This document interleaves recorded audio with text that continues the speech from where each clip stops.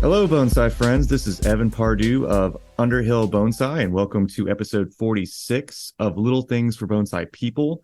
This time I'm joined by my co-host, Carmen Lesko-Viansky. How's it going today? Oh boy, I'm tired. How are you?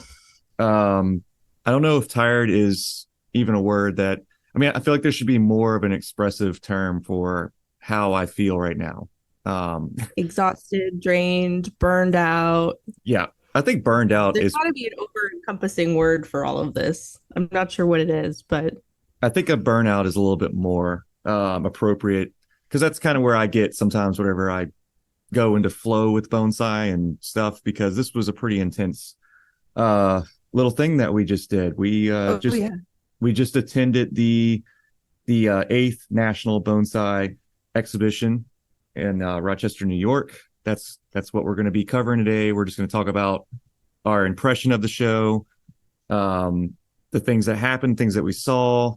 As far as the United States, this is our show. This is a big deal. But uh, before we start rambling on about how we felt about the show, I do need to mention that our podcast is sponsored by our amazing patrons over on patreon.com/little things for bonsai people.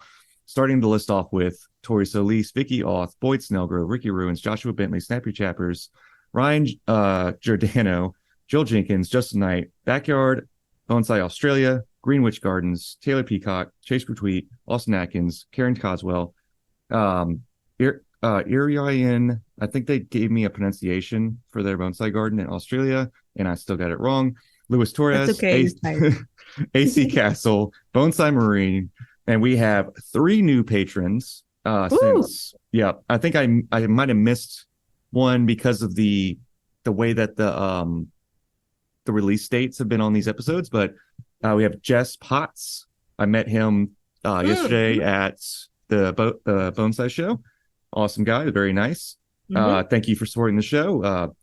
Chris Fasoon, he's he's a bonsai practitioner that I know from Louisiana. He lives in New Orleans. Welcome to the Bonsai Best Buds. And then Timothy Arsenal. I went ahead and just looked up pronunciation on that name so that I didn't mess it up. But yeah, welcome to the Bonsai Best Buds. Thank you guys for so much for supporting the show. And if this is your first episode of listening of Little Things for Bonsai people, just know that we are tired. We have had a long weekend, but thank you guys so much for supporting our show and just you know, being in the Discord and talking about bonsai. And then whenever we go to the show and I say, hey, where the bonsai buds at? And you guys, I know some of y'all overseas, it's not possible. And some people just couldn't make the show, but it's awesome to be able to do this type of thing. So, see you guys at shows like this. But, I got to mention our editor, Matt O'Donnell, just real quick. I know everybody knows he's a great guy that's listening to the show. He does our editing for our podcast, and Matt has his website, matto'donnell.com. You can go over there, fill out a contact form, work on your own podcast show with him, or just music engineering. That's what he does for a living. He's a bass player. He does set bass playing for bands throughout Nashville, and even does some traveling with some bigger acts. So yeah, check out Matt. He also has an Instagram, same name, Matt O'Donnell, O'Donnell, Matt O'Donnell. And then our He may shirts. have his work cut out for him this episode. Oh no, it's not gonna be that bad. It's gonna be. I think it's gonna be a little bit better to leave in all the pauses and the confusion, The stumbling and the yeah, blurring and the yeah. Trust me, there was plenty of that this entire weekend.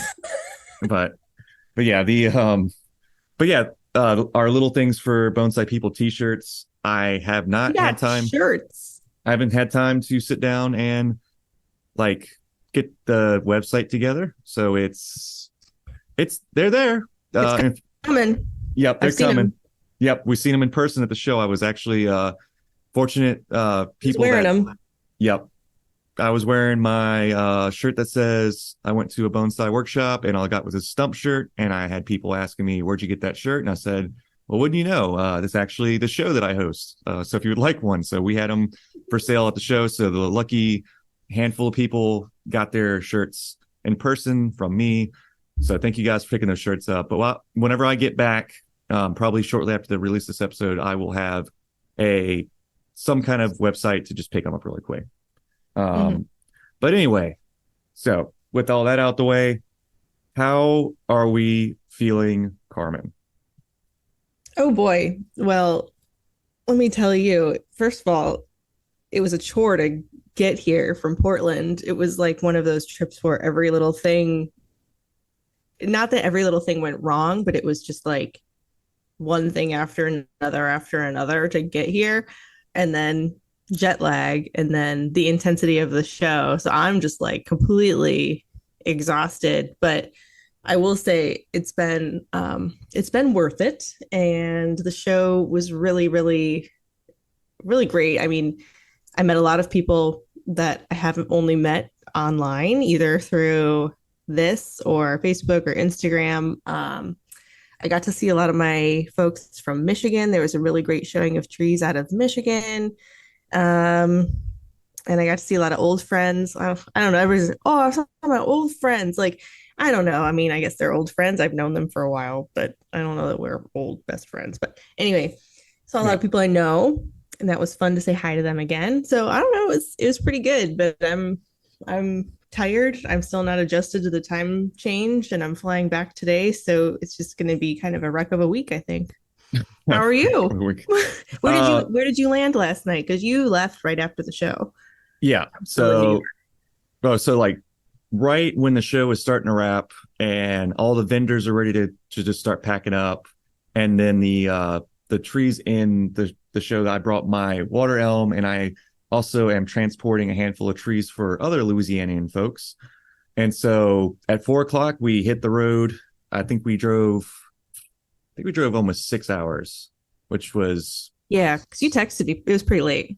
yeah. I mean, I just like all right, so we're gonna try to cut down some of this drive. It's about 18 and a half hours without traffic back to Louisiana.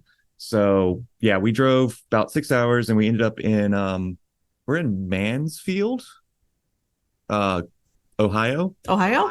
Yep. Oh, I've been there. There's a We're nice little I went to my very first peony conference. I know how much you care about this. Was in Mansfield, oh, Ohio oh at well this cool old estate. It was very neat. Anyway, no, Mansfield, Ohio. peonies are awesome flowers. Of course I'm interested in that. Hell yeah. I've only seen them at the Denver Botanical Garden when we did the ABS show, and I was like, "Holy crap! I didn't realize that I'm glad you peonies like were them because so many people are like, oh, whatever. They don't really do it for me. And I'm like, whatever, you're wrong, they're but they're good. nuts." Like They're great. I have an appreciation for the for daylilies.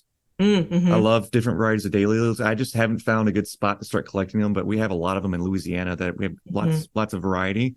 And the Mm-hmm. peony is very reminiscent of that. Like they Heck come yeah. in different shapes and petal forms and and the colors are just Dude, amazing. look how much you know about peonies. I mean, we could do a whole podcast on peonies.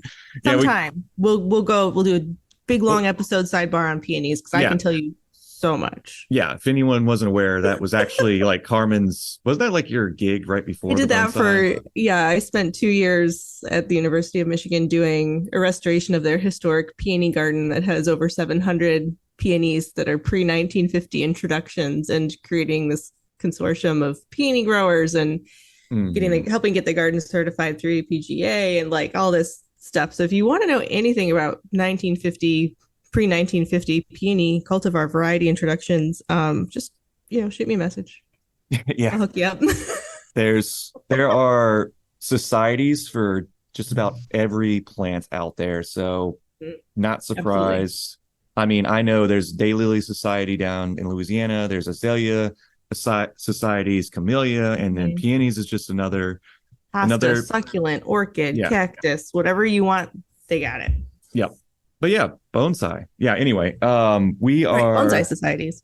we are kind of we're trying to make we're also making sure that we do this episode within a time frame that we are still fresh on it, where the not only is the mental fatigue of just looking at bonsai for, honestly, I was like 3 days. I know the show ran 2 days, but I got there the day before, and Hmm. the setup process, getting your tree in, standing in line, getting your registration stuff out of the way, getting the trees cleaned up, and just there's a lot of anxiety involved getting there. Of course, I drove, Carmen flew, but just the transportation of fine bonsai across 5 6 Oh, it's states. stressful. I've driven trees there before. It's a lot. It's Yeah, hard. I mean, we we were supposed to get a smaller moving van, like Like a a cargo van, like a like a transit or like a. a transit sprinter. Yeah, Hmm. sprinters are more like a van and less like a box truck, but they ended up renting me a giant box truck. So when I show up on the day to unload my tree, I had 5 trees with me, and I unload this box truck and I open the back, and everybody, like, not everybody, but like people walking by in the parking lot were just like, "Ooh, there must be a lot of bonsai in there." And I'm like, "Nope, there's like 5 medium-ish There's bonsai five in trees here." in here. Whereas we got people like other bonsai professionals. I know Bjorn brought in a basically a semi, but it was a bigger Hmm. box truck, but it was one step away from a semi. I think he had, I I think think they, it 20 displays, 20. yep. I think there were 20 is what I saw on Facebook or something like that. And then, it's so funny because Jack Sustick coming down from Mathi Botanical Gardens, University of Michigan, he's got those two gigantor trees in a U-Haul van, which I mean they fit, which so it's fine, but it was just kind It's of tight. funny how those giant trees are in this tiny van, and then you've got your 5 trees in this gigantic box truck. It's I just know it the was it juxtaposition of it all. exactly. That's the best word to describe it. Juxtaposition of like, it just, everything felt a little out of place because you got these fine trees coming into a parking lot, and you just see them all scattered everywhere. There are carts, people running around, and uh I mean, I heard people just get to their point where they were just like throwing their hands up and like, "We're here, let's just get this over with," kind of thing. Mhm.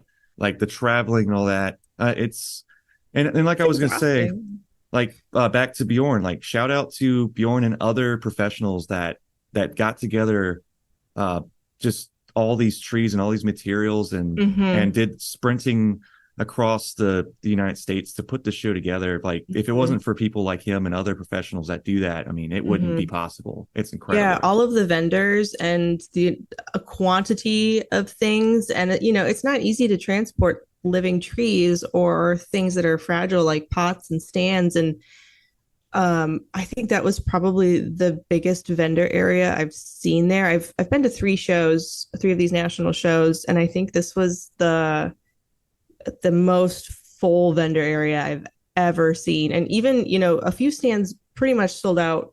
Hmm. Some of the pottery stands sold out right away. Sarah Rayner, and now's pottery stand, pottery. It's like that feels like the wrong word. They're ceramics or bonsai pots. Yeah, yeah. Sold out pretty quick, but I mean, The even though folks were selling tons and tons of stuff, even at the end of the show, it still felt like there was a lot of stuff. People came prepared, like they came so that they could sell everything on their table and reload it. Like it was just, and from what I Mhm. heard, the vendors all did pretty well. Yeah. So I'm pretty excited that it was because I know setting up those tables and traveling and the expense of getting to a show, it's not cheap. And so the fact that they were able to make it worth it for themselves, I think was really, really cool. Um, Yeah. yeah, great stuff. And you're talking about selling out, all their stock and material. Like, Suten came in Oh and yeah. had some of the most beautiful shohin, and just I those trees, I mean, he's got nice trees, but this year in particular, especially those little something ficus, changed. holy Yeah. bananas. Like Yeah. his work is just beautiful. It's like he just gets Gorgeous. better somehow. Yeah, he's just this magical bonsai man who makes these wonderful trees. So shout out to you, Suthan. Yeah. Yeah, he had, I think he won best kusamono, Best Kusama. Hmm. yeah, for the show itself, but he typically wins one of the awards Mhm. for the actual show. And I mean, I was like, one of the things that I remember the most, Carmen had mentioned it was these ficus, narrow leaf ficuses. Shohin And almost mame size. Like they were it's just, tiny, 5 inches, four. They were little trees. they were borderline Mame Shohin. Like Yeah. they were Shohin, but I think his aim was Mame because he had Hmm. one tree that one of our good friends and Bonsai Best Buds, Joel Jenkins, was there, and he was Oh, fortunate to get a spare tree from that display. because it was what, too big It was slightly too big. It at was like like, 4 inches, yeah, 5 inches. It was like, but then it's in like this what, 2.5 inch, 3 inch pot, and barely. the Yeah, it trunk, yeah, barely the trunk. There was maybe a 1/4 inch of moss and soil around the trunk in that pot. So those trunks were just collectively, yeah. huge. They were twisted. The the little twigging on it was great. Like that's so fun. I generally, narrow leaf is one of those trees that a lot of people get started with because it's easy to take care of. Hmm. So you tend to see kind of a lot of not great narrow leaves around, Yeah, because they're a beginner tree, they're a they starter tree. they can They get leggy.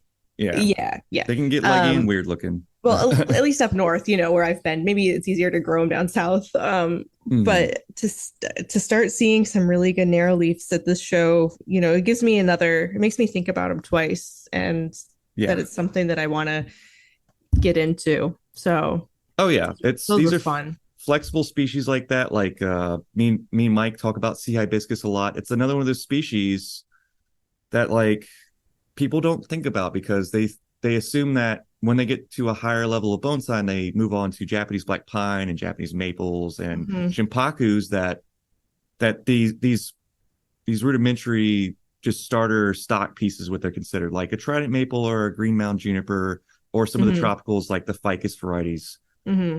It takes like a master to go in and take that species and just make it into something you're like, oh, I've been sleeping on this.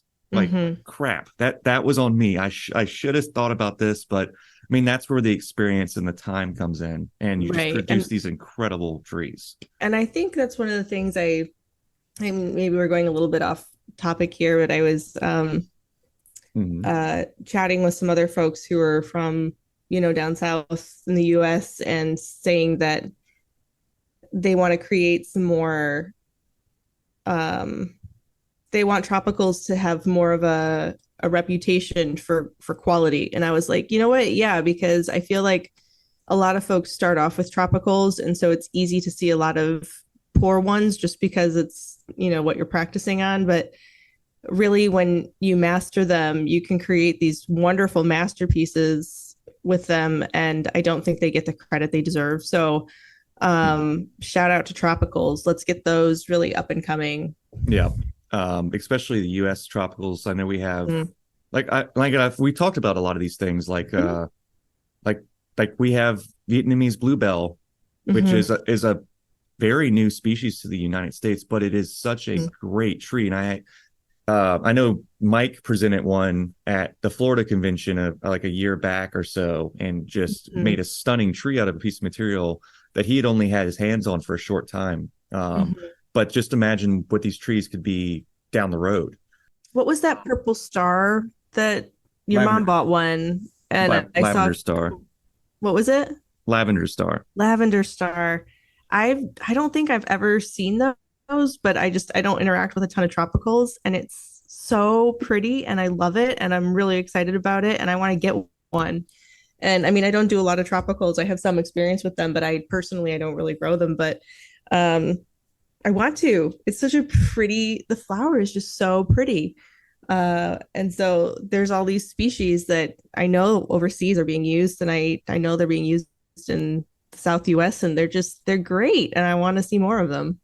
Yeah, definitely. Yeah, it's back to the show a little bit because Mhm. yeah, and Here we go. Yeah. yeah, this is no, this is the reflection of the show. These are the impressions that we get because we just got to see just I think there was near 300, and not even that. I mean that I don't know if that includes the Shohin Yeah, I think it displays. did. I think there were over 100 Shohin, and then total there were like 304 trees, so it was like almost a third or half of them were shohin, and then the rest were the larger specimens, and there were some large specimens. Yep. Uh, there and there was a call for trees earlier this year where Bill Valvanis was saying he didn't want big trees because he knew that this was going to be a big step out of the COVID year that we had 2 years ago, where when I experienced the show 2 years ago, it was maybe half.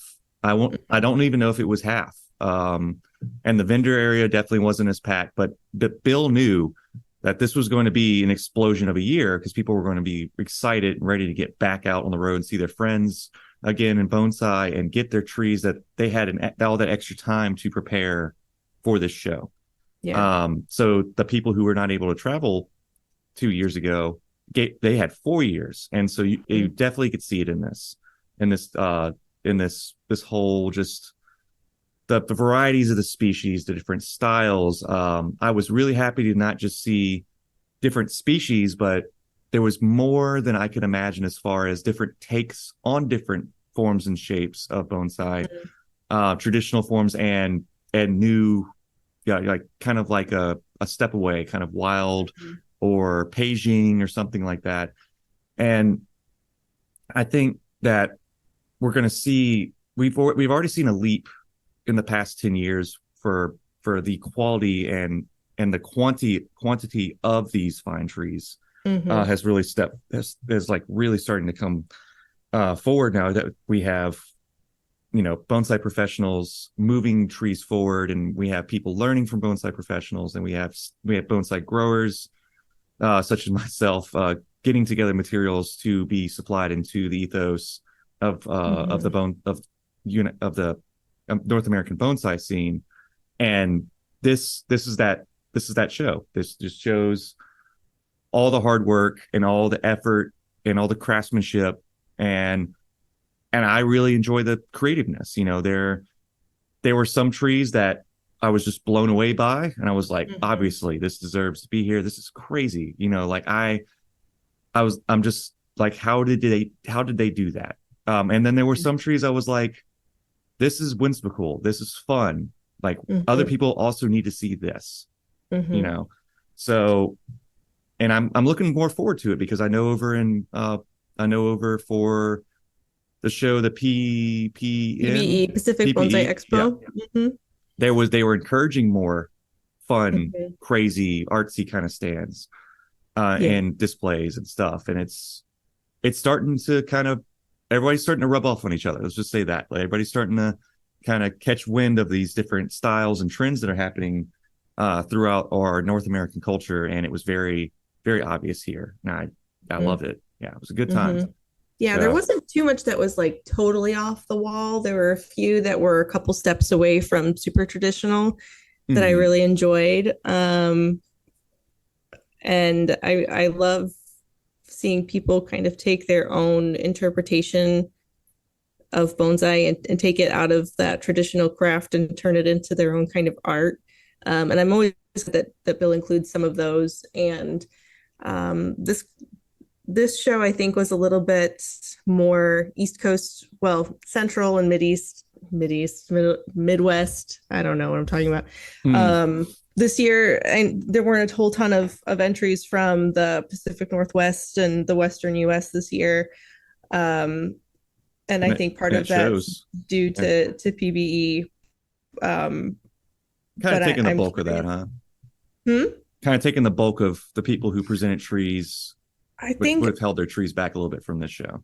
I think in part it's because, PBE is starting to become this other West Coast show that was originally maybe going to be the Artisans Cup. So every other year there's a West Coast show, then an East Coast show, and back and forth. And I like that there's two, but I think too that there just weren't a lot of professionals coming from the Pacific Northwest this year. So the transport of trees over to the East Coast was just not really feasible for a lot of folks, and that makes it hard to get trees over here because not everybody can just pick up and drive for a week to get to New York. So I'm curious what shows up at PBE, but it was kind of fun to see some new names that I hadn't seen before, and I don't know if that's just because there were more spaces available for folks who haven't been able to show before because a lot of the folks out of the Pacific Northwest weren't here. Mhm. But it was a great show. So it's just cool that that we're having more high level shows, and that the folks running the shows are willing to accept trees that are a little bit avant-garde, a little bit outsider art, just to Outsiders see is probably the best way to say where it. people are going with bonsai as they take the art form to the next level. Yeah, I've kind of considered some of my bonsai design to be a little bit of the outsider art kind of stuff. Mm-hmm. So that's definitely apparent here.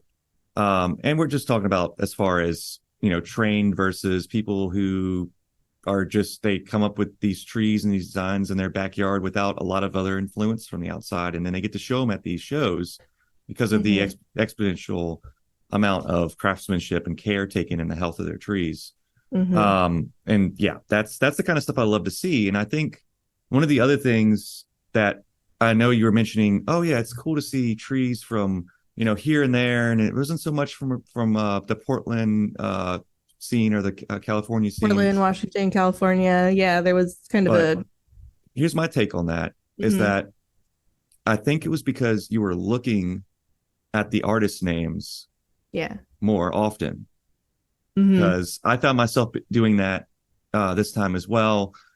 Because normally when people go to a bonsai show, especially new fresh eyes to bonsai, people who are not doing it like us, and people who Mm-hmm. aren't on a really big hobby to just like side passion kind of thing, to even just like the most mundane, just someone passing by. Usually when people go into a show, they're just looking straight at the trees. I Mm-hmm. mean, this is, I think it, not if there wasn't enough people from around the United States. I still think the species diversity was still very, very broad. That was Absolutely. that was the most exciting part for me, There were because a ton of species there. yeah, Yep. just because people weren't from we kind of just I could count on one hand how many people I saw from Louisiana, that where I came from. And Mm-hmm. then there was a few that I knew from Florida. There was a few that I recognized from Texas. So from my range, there was probably 10 or so people that I recognized, and I was like, oh, okay. Um, and so, but the diversity of the species was not affected by that at all, because No, not at all. And the quantity of trees that yeah, showed up and the quality of trees that showed up, none of it was affected by, you know, yeah. the lack of presence of the West Coasters. And Mm-hmm. none of that's to say that like, nothing bad about the West Coasters for not coming. Like nothing like that. I'm just saying that there was a noticeable gap this year in who was there. So Yeah. To yeah. clarify, Carmen's not throwing Yeah, I shade on love all anyone. my West Coasters. No worries, we're good. It's fine. I got to come, so it's cool. Yeah. There was But I just shout out to my Michigan folks too. There were at least three vendors out of Michigan, yeah. and a whole bunch of folks out of Ann Arbor, Traverse City, West Michigan, Mid Michigan showed up with their trees, and it was really great to see everybody. So I feel like Michigan's kind of up and coming in the bonsai world, and I'm really excited to see where that goes.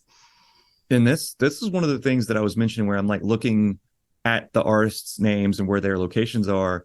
And this is also just from like me and you looking at trees and critiquing them and looking at stuff together, is that you were like, oh yeah, this is an Ann Arbor tree. This is a Yeah, Jack Suskett tree. And I was I just know like, these trees. I know these people. Yeah. yeah. And I was just like, and that's another part of it, is that if you can go with somebody that knows bonsai, if you're new and you don't know it as well, I mean, I know bonsai well enough, but I mean, it's cool to see all these people and then point out all these trees, and you're like, oh yeah, like, Mhm. but like back to the species thing, is just like I wanted to say about that, is like I've been to a couple of bonsai collections and have seeked out certain species that I really wanted to see a nice presentation of that.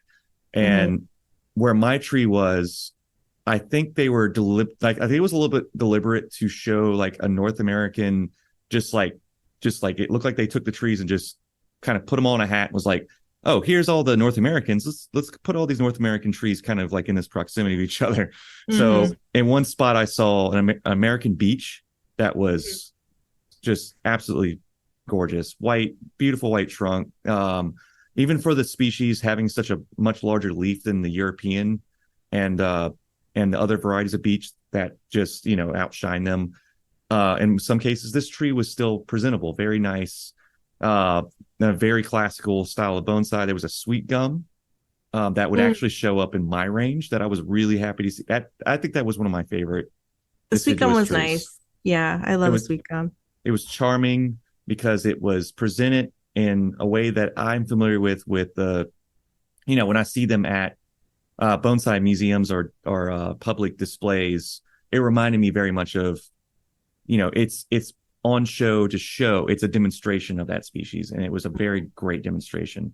And then there was also a well, we won't mention the water elm that was over in that area as well, but yeah, there was one of those. There was a pond cypress. The water elm was my tree, so I don't want to go into that.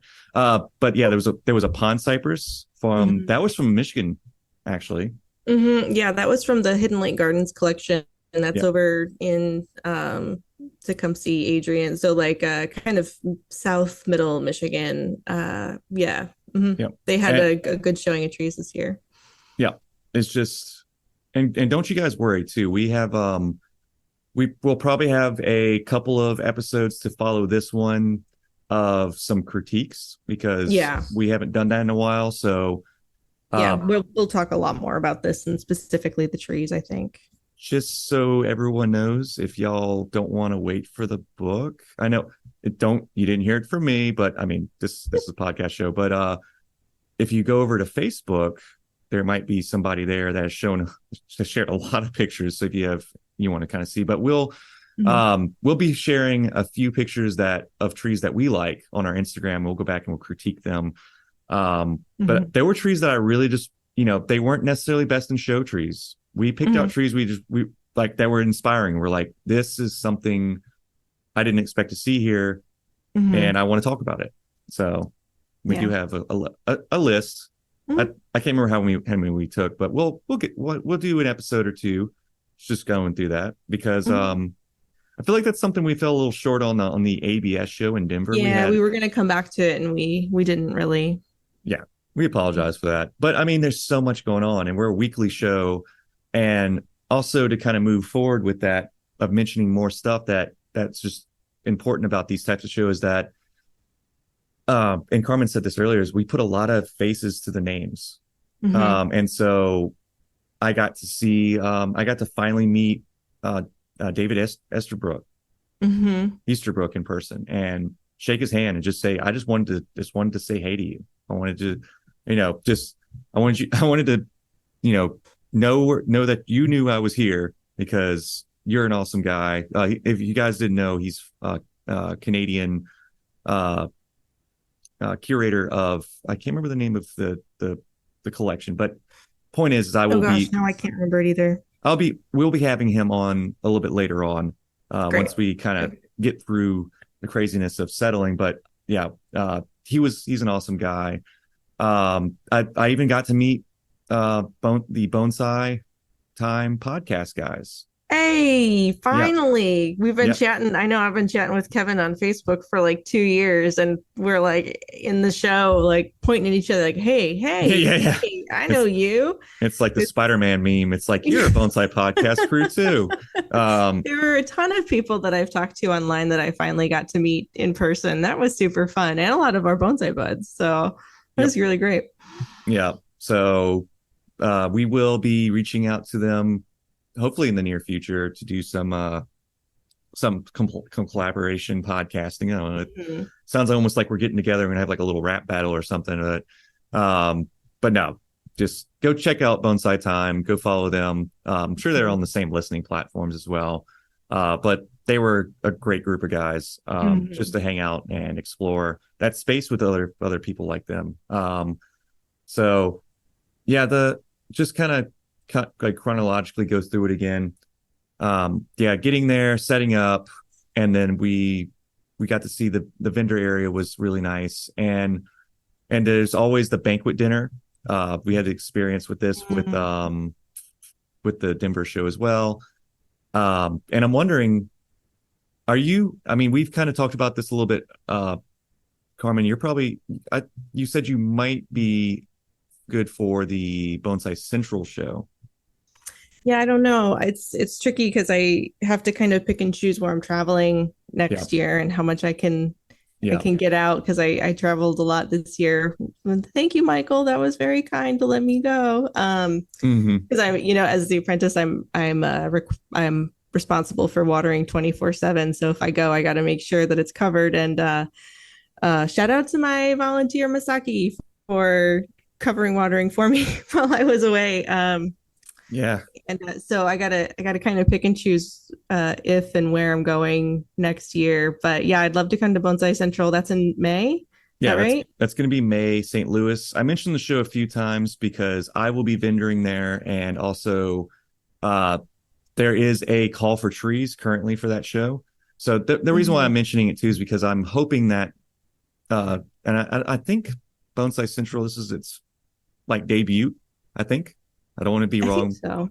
Mm-hmm. Um, but I'll do a little bit more research as we get closer to it. But the banquet is like I feel like that's going to become part of like the flow of the show is you go in, put the trees in, and they get judged, and the banquet dinner is usually within that first day to give Mm-hmm. everybody opportunity. The people who traveled in, then they have to go to attend that banquet dinner. And I have a feeling that that will also be a thing. There's got to be awards presentations because they're Bonsai Central is very clear um, that there will be awards given to certain categories. Mm-hmm. So yeah, just a little shout out about Bonsai Central there for a moment.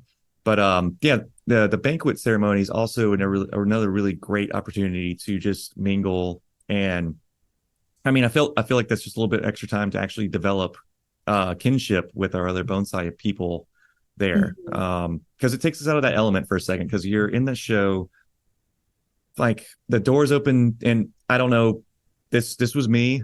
I was there like I worked there. I mean, like at the Mm-hmm. actual show, the doors open at 9. I was there till 5 and then till 4. So it was like Mm-hmm. a full day's work to be in there and standing up all day, walking around, pacing around, and the banquet is a good break in between that.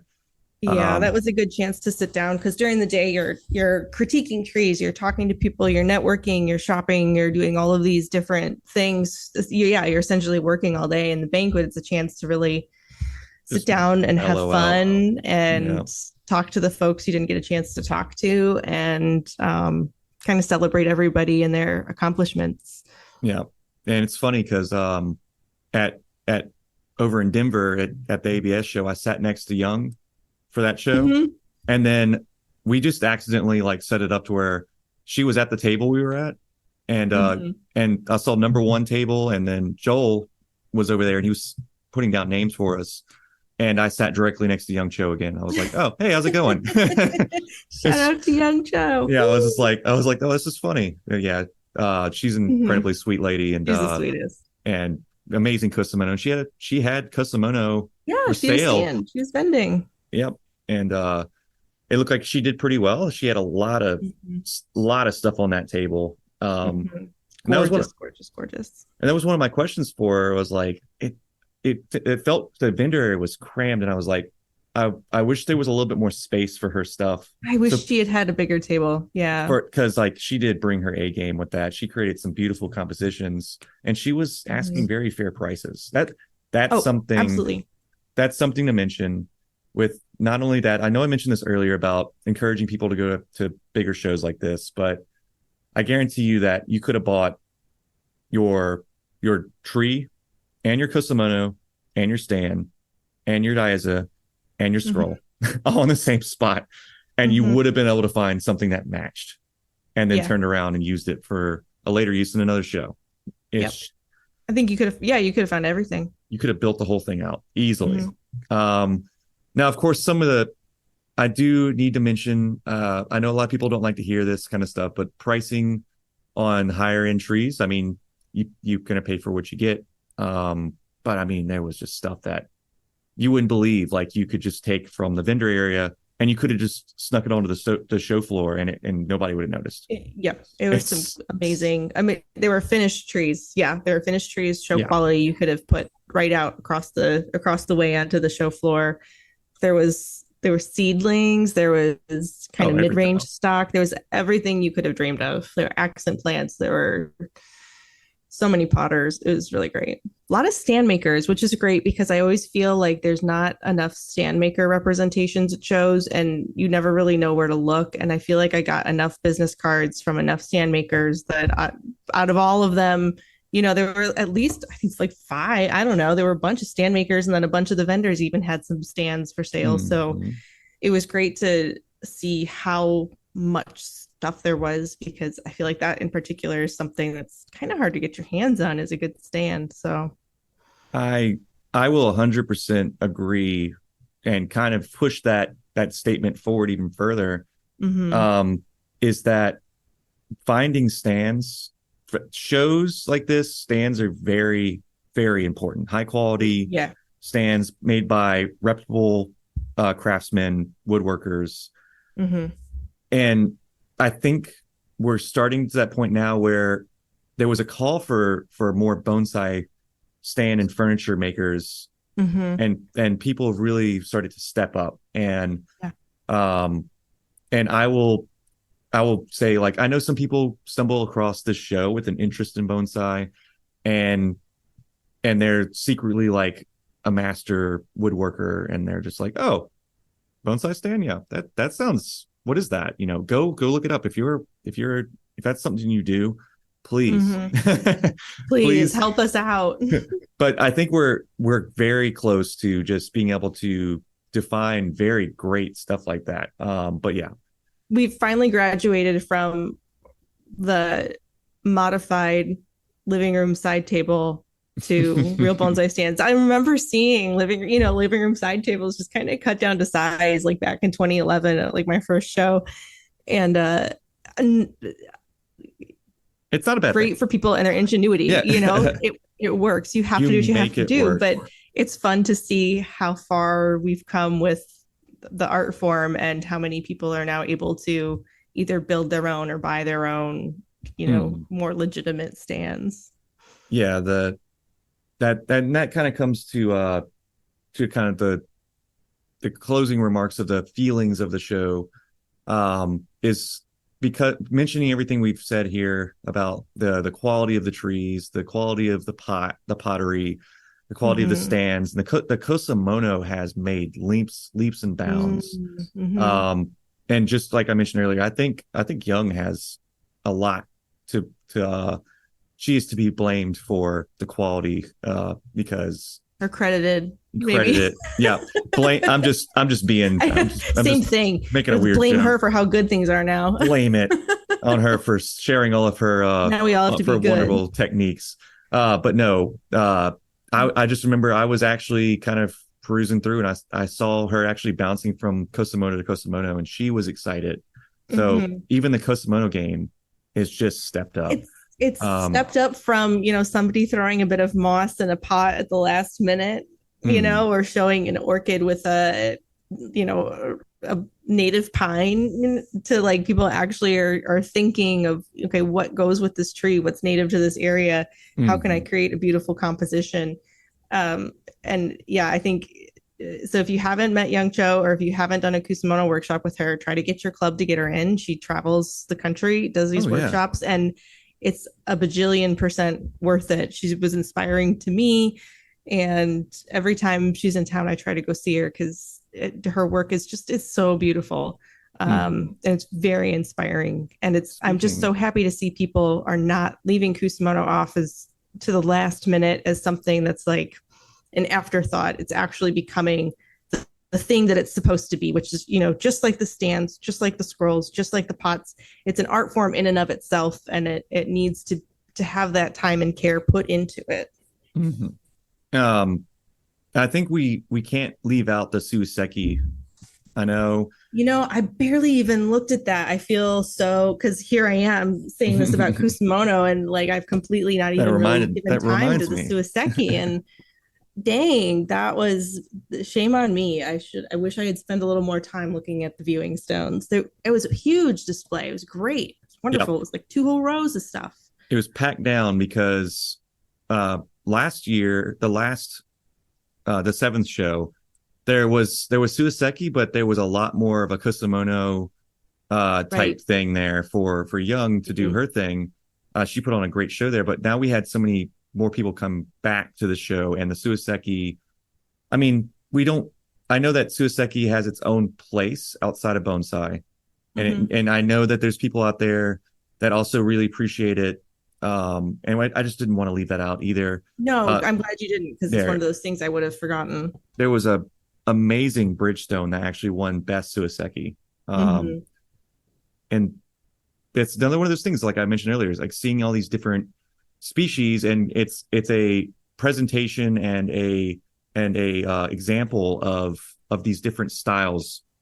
Because by the Suisekis, you had all the different names. You had the waterfall stones, you had the mountain stones, you had the island stones, you had the hut stones, the animal stones. Hmm. All those things are very important, and I think that um, as the show goes along and as other shows come up, I think that I personally think there should be a separate room for Suiseki. Suiseki should be part Hmm. of a bonsai in the regular show, Absolutely. but they should have like another space where it like has a clear divide. And it's like here's the Suiseki. And I know they do it Mhm. at some shows. I know they do that in other places, but Yeah. that's even as important as the bonsai and the kusamono. Absolutely. Yeah. Yeah, I remember back in Denver, there was a Suseki exhibition there as well. And they did a seminar there and they did a talk here as well. I don't know if it was both days, it was at least one of the days, and they did tours of that exhibition as well. And it was packed. People are interested in the stones, and that's great to see. yeah. So, um, any closing remarks? Anything that you felt like you needed to say real quick, or statements or anything? Because I'm I'm still on the road, obviously. And you'll be flying home soon, just a little while here. So, um, but is there anything else before we do our bonsai word of the week and then kind of start wrapping up? Um, I have one thing I kind of want to say, but I don't know. Like, can I not be 100% gushy, Um, or I, should I continue to gush? I mean, well, one of the things here is that Constructive criticism. once people get this far into the show, they know that uh there's a They few more there's some extra things at the they know what end. Yeah, they know what it is. If I had one critique of the show, I think it would be that, and I don't, sidebar here, you can cut this out if you want, I don't care. No, it's fine. Um, uh, Don't there cut it were out, a, Matt. there were a lot of, there were some really good trees there that they had the trunk, they had the stand, they had the display, but the foliage wasn't quite developed enough or wired out enough, Mm, I think, to hit the overall quality standard. And it's not to say that those trees were bad; they're good trees. And I hope that by in 2 years the canopies have been able to develop a little bit further, um, into a little bit more of a mature looking bonsai. It's just trees that haven't been bonsai very long. So I'm excited that people are getting these trees and that they're entering shows and they're showing them.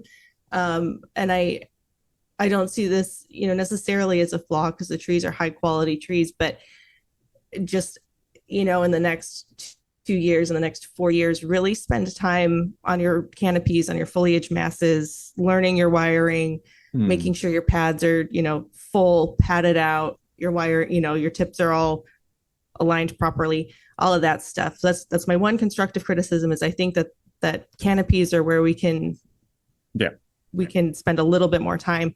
um, but overall quality of the trees in the show is very good. yeah, and that's a good honest critique of how you felt with it, because I know that was something that just about every other tree was walked up to. You're like, if there was just a little bit more wire here. So close. My fingers were so itchy because there's just one or two things out of place, and it's like, oh man, if we just spent a little more time on it, we could be right up there. So Trust me, we're gonna have a whole maybe one or two episodes of critiquing on trees where Carmen can really not lay into these trees, but really give I'm gonna lay into it. No, I'll be nice. A constructive criticism. And Constructive yeah, for future reference, we are whenever we go through and I know our Bonsai Best Buds and our Patreon and our Discord and all that, we ask for critiques, and I know a lot of people like, and that's one of the hardest things for artists to do is to present their work. Actually, you know what? I'm going to say that artists, that is the hardest thing that you can do, period. Not, you can create your work, you can present your work. But knowing, like, presenting it there's obviously thousands and thousands, unlimited number of ways you can display your art and the way that you express yourself with that. But breaking Bonsai down to just art, and I think this is going to be my closing statement and reflection on this show, is that it takes a lot of nerve to get that stuff together and put it in front of people. Absolutely. Because some people are going to love your tree, and some people are going to be like, what is this? And that's honest. That's an honest opinion from people and for people with a little bit of with an untrained eye for viewing bonsai. And this is one of the things that I would like to just kind of study more as time goes on, is to try to reverse engineer the way I think about bonsai and the way I view bonsai too. So that I don't have a bias on the way that they should be too. It is challenging. It's very challenging, but this show gives me that feeling, that more it connects me more to, this is a presentation of each individual person's understanding and presentation of their tree and their art and their expression, because it's the tree's the show, that's the whole thing. That's what we do this for, is to see the bonsai, to see them put together like this. They can grow in your backyard and your garden, and you can say, I'm developing this, but when you put them on display like this and people critique and criticize, that's actually, it seems like a negative thing, but it's actually a very positive thing, because that will help us improve. That'll help us observe. It's one of the things I've heard this from. This is not me saying it. That's not the first time you'll hear me say this, but I've heard it from other professionals and other artists, is that when you're at a show like this, get down lower with the tree and look into the trees. If a tree blows your mind and you're like, how did that happen? Get down and look up into the branching and see what happened there. If it's a little less obvious, if it's a little bit more obvious and you can just see it straight on, then appreciate that for what it is. Maybe the artist was like, this is how I did it. Here it is. This is how I'm doing it. And that's deciduous versus conifers too. Conifers have, conifer bonsai artists have their ways to make things work, and evergreens and stuff like that. But I think there are things you just can't do with deciduous. There's some things you can't do with deciduous that you can't conifers twist that branch back into a corkscrew to make it fit. To make it work. But you can see the advantages and the disadvantages. And in a show like this, those advantages and disadvantages of each individual species and in each person that presents comes to light. And this is a great way to see it. That's a great comment. It's so hard because I've spent a lot of time recently as an apprentice learning how to look at trees objectively and judge them based on the standards of bonsai, and then to come into a show with that mentality. But it's a completely different kind of observation than just seeing the tree and feeling the impact of what the artist wants you to feel. You can have a feeling about a tree, but have a completely different feeling about the standards of quality. So you can love a tree and it might not be a 10 on a scale of 1 to 10. It might be a 2, and you can love it to death, but when you're judging it against certain standards, it doesn't measure up, but that doesn't mean it's bad. It's somebody's personal art, and you get a certain feeling from it.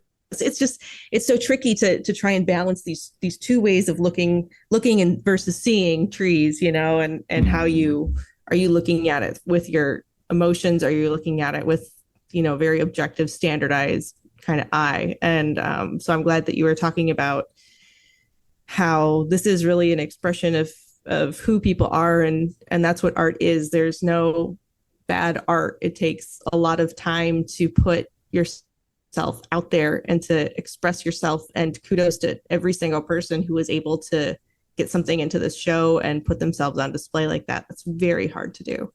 Yes. We appreciate all of you guys. If you're listening to the show and you're like, my tree was in that show. Good job. Awesome. I'm really proud of you. Great job. This is, like we said, this is why we do it. Speaking of seeing, here's a little bit of homework. I was actually tasked to get this book when I was in art school. It's called Ways of Seeing by John Berenger. And it is a short novelle, I guess you can say that, of constructive criticism of how to view art. So, I like to drop little things in there. I approach things from a little bit of an artistic background. I have a tendency to do that. So I'm going to read that book over. I did the classic like college student thing. Whenever I was attending college, I just didn't read the book.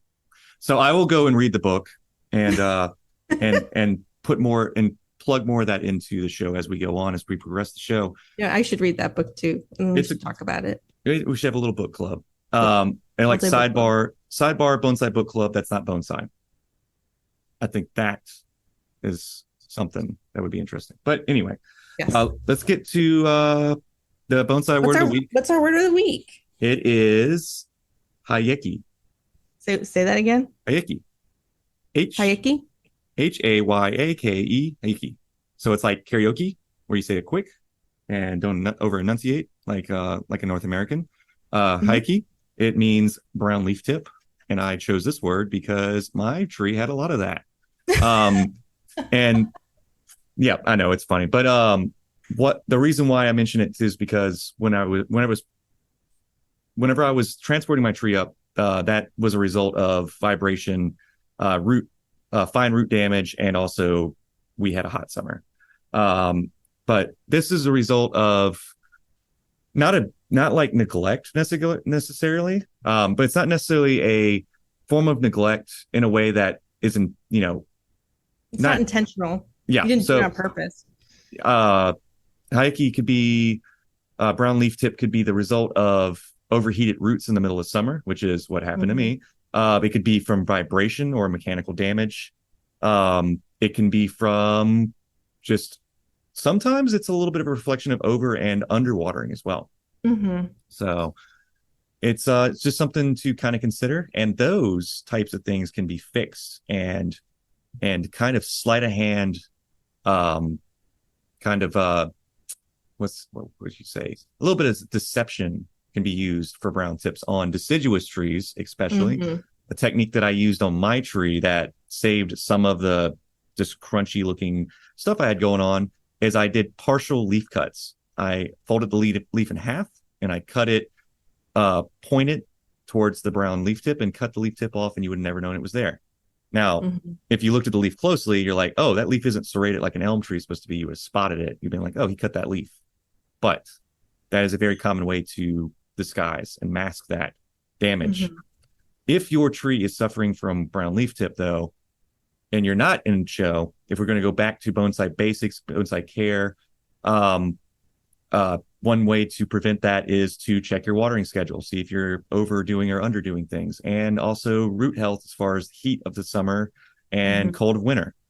Though all those things can affect fine root health, fine roots as far as the supply chain of the tree, the water and the uptake nutrients. When those get damaged, the tips of your leaves and your new shoots will be a little bit more obvious. Sometimes they'll curl up and not look great. So yeah, that's just to kind of bring us back to earth here and be like, oh, we just saw these great trees, but we need to think about techniques too.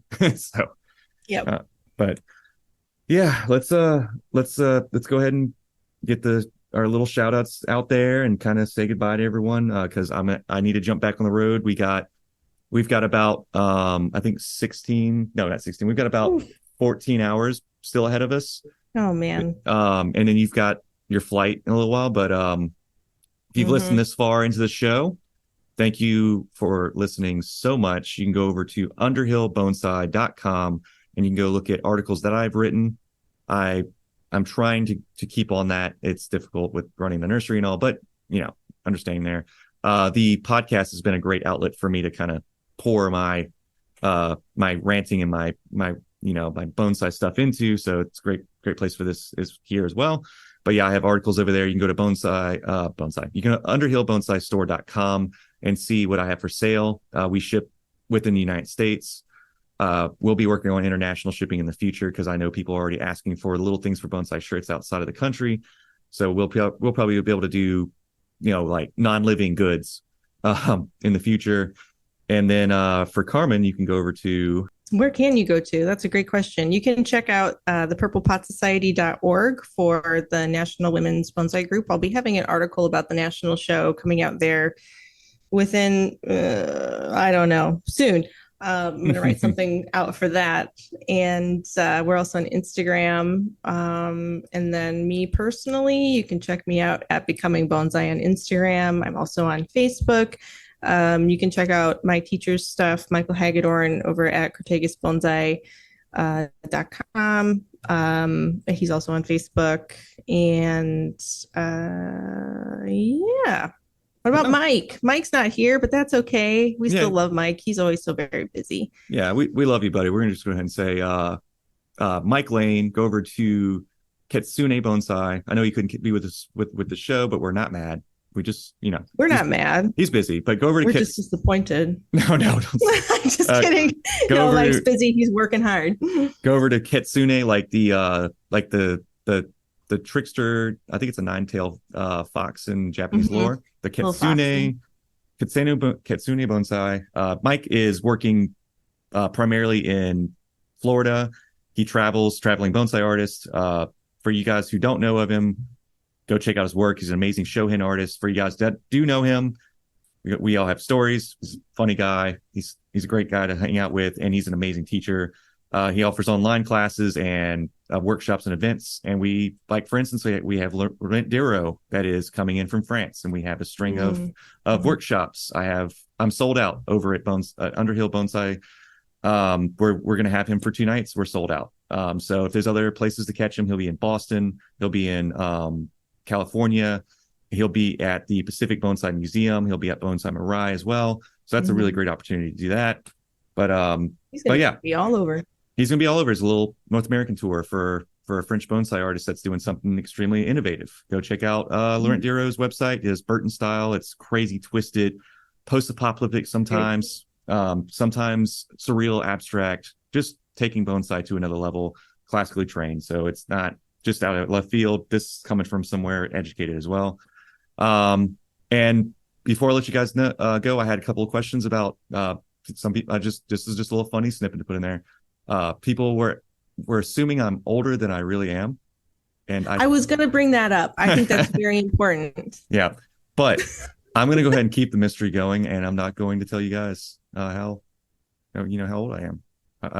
I thought some of the questions and the results of like what they thought was funny, so I'm gonna keep that out We there. should have a contest at some point. Closest No. without going over. Don't go into the Bonsai Best Buds Discord because it's just the secret's out. But no, I thought that was funny. But anyway, so we're gonna jump back on the road, Carmen. Okay. So Have a safe trip. yep, and you have a safe flight. When you're back. We will Thank you. catch you on the flip side. And this was a On great the flippity show. flop flop. Yep, the flippity flop. We'll meet up for the next one when we do bonsai tree critiques from the show. Yeah. Let's critique the trees. Yep. All right. Well, I'm gonna sign out now. Okay. Goodbye. Bye.